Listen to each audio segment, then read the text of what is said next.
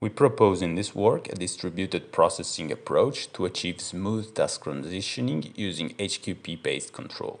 Initially, when no task transition is required, the generic problem solved by robot A and provides optimal joint velocities that are fed to both robots.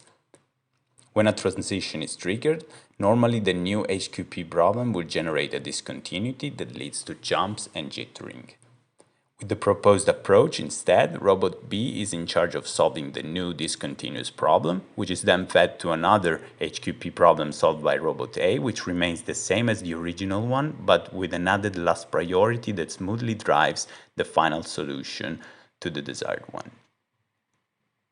The other advantage lies in the possibility of entirely changing the problem's constraints, which could result in infeasibility issues normally in case of sudden transitions. However, with this approach, we smoothly act on the joint velocity constraints to always ensure feasibility and smoothness in the transitions. In the experimental sequence, initially no transition is activated and the HQP problem is solved by robot A and has a single priority. When the first transition is triggered, a second priority is injected, which does motion tracking of the mobile bases as visible, and the plots show the smooth transitions in terms of joint velocities.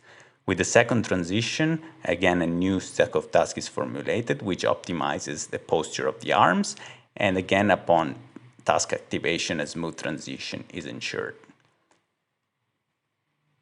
The same happens with the third transition, in which the discontinuity is now introduced both in terms of variation in the stack of tasks, but also in terms of a step reference variation that is now provided to drive both end effectors to the same location.